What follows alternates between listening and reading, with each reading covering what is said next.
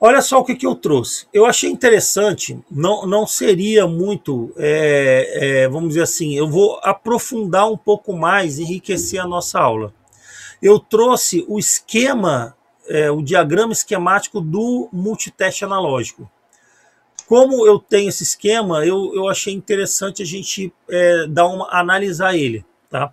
Não é um esquema complexo, é um esquema até relativamente simples. Tá? Mas eu resolvi colocar. Olha só que interessante. Aqui nós temos o esquema do multiteste todo. Tá? Na aula de ohmímetro, eu já tinha falado que esse ohm aqui era o ohmímetro. Então, essa bateria, essas posições da chave e essa bateria é o ohmímetro. Né? O voltímetro, nós temos aqui DCV, tá? Eu vou marcar depois aqui. E nós temos o ACV. O voltímetro, ele não usa bateria. A bateria e a pilha que a gente coloca nesse multiteste é só para o ohmímetro. Se vocês receberam o multiteste e não colocar a pilha, quiserem fazer uma medição com voltímetro, pode fazer que não vai mudar em nada. Tá? Essas pilhas aqui só servem para o ohmímetro. Isso porque é um analógico, tá? Não é o digital. O digital não tem jeito, tem que ter a bateria. Bom, vamos analisar aqui como que a medição é feita, por onde que a medição passa. Pelo menos é essa ideia que eu quero que vocês tenham, tá? Claro que depois esse vídeo fica gravado, vocês podem rever novamente. Se tiver alguma dúvida, depois pode me enviar. Então vamos lá. Aonde que começa a leitura da tensão? A leitura começa aqui, ó. Entrada. Tá vendo aqui o lado positivo e o lado negativo. A ponta de prova preta está aqui, ó, embaixo, e a ponta de prova positiva está ligada aqui, no mais. Então, quando eu vou fazer uma medição, o que acontece? Eu coloco a ponta de prova preta e a vermelha aqui e vou colocar lá na medição que eu quero medir. Aqui em verde, ele vem seguindo o caminho da minha tensão. Passo por um fusível de proteção, é um fusível para evitar alguma tensão muito alta, uma corrente elevada, queime o seu aparelho. Então passa por isso aqui, vira, ó, desce e vem aqui para essa resistência R13. Tá? Fica aqui. Esse circuito em verde aqui, esse caminho em verde, tanto será seguido para a corrente contínua quanto para a alternada. Tá? Porém, quando ela chega aqui, aí vai depender. Eu tenho a opção de subir para a corrente alternada ou eu tenho a opção de ir para a corrente contínua. Vai depender da posição da chave que estiver lá e da tensão que a gente vai medir. Se for tensão contínua, ele vem para cá, para o R3. E entra nessa chave comutadora, que é a chave daquelas posições que estão lá. Meio, 2,5, 10, né, 50, 25 e 1000. 250 e 1000. Tá? Esse aqui é a chave seletora que está em azul, DCV. É a chave contínua. Agora, se a medição que eu vou fazer for alternada, for uma tensão alternada, ela vai subir pelo R13. Está vendo aqui em vermelho? Ela sobe pelo R13, que tem aqui posição 10, 50, 250 e 1000. Então, ou ela segue ou ela sobe. Tá?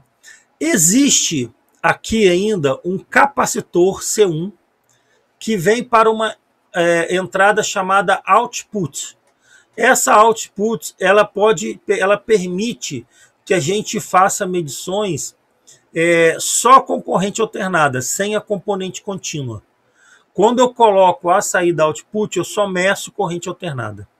Eu não vou medir corrente contínua aqui. ele bloqueia, né? Lembra que o capacitor ele é de acoplamento, ele bloqueia a componente contínua e só deixa passar a corrente alternada. Tá? É somente ACV.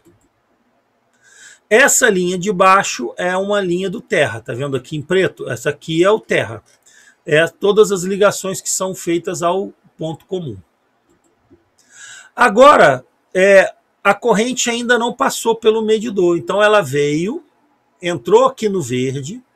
Se for corrente contínua, segue direto. Se for alternada, ela sobe. Aqui, ó, ela desce através do R9 a corrente contínua que já passou pela posição. Já passou pela posição da chave. Então aqui ela já passou pela posição da chave, segue essa linha e vem para o medidor. Esse aqui é o medidor. É o ponteirinho que se desloca. Então a corrente elétrica, lembra que a corrente elétrica ela segue um caminho. Então, na hora que eu vou medir uma tensão contínua, ela passa pelo fusível, vem seguindo a linha verde, passa direto, entra nessa resistência aqui, vai passar pela posição que escolheu, ela vem, ela desce pelo R9 e é entregue aqui no medidor. Tá? Nesse medidorzinho aqui, para poder e finaliza aqui no terra, né?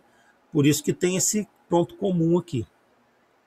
E aí ele vai se deslocar e mostrar a tensão que está marcando ali. Tá. Se for a corrente alternada, ela entra aqui, passa pelo mesmo caminho verde, só que em vez de ela seguir, ela sobe, vem para o R13, passa aqui pelas chaves, pela combinação das chaves, vem para um diodo D2, olha que interessante, que entrega o valor da tensão na bobina móvel do multiteste. Agora, por que ela passa por um diodo? Por que na corrente alternada passa por um diodo? Porque a medição, a corrente alternada ela está sempre variando. E lembram que a corrente alternada ela não tem polaridade, ela fica toda hora trocando de polaridade e o valor não é constante. Então, o multiteste, o voltímetro, ele faz uma medição de corrente alternada de valor eficaz. Esse diodo é para converter essa tensão em corrente contínua. Tá? Então, quando a gente está medindo uma corrente alternada da rede, por exemplo, e você encontra 240 volts, esse 240 volts é uma tensão eficaz. Porque ela é uma corrente contínua, porque ela está parada, está constante, que representa aquela corrente alternada, tá? Porque corrente alternada está sempre variando.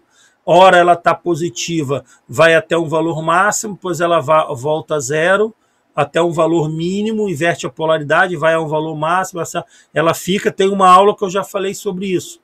Já tem um vídeo de corrente, dos tipos de corrente contínua e alternada. E a diferença delas, que a gente inclusive calcula. Valor de pico a pico, valor de pico, né? A gente faz todos esses cálculos também. E aqui a medição é eficaz. Por isso que tem esse diodo. Tá? Ó, aqui é a linha da corrente contínua e aqui é a linha da corrente alternada. Tá vendo aqui? Ó, o D2 é o diodo retificador. Aqui transforma a corrente alternada em corrente contínua para a gente fazer a medição.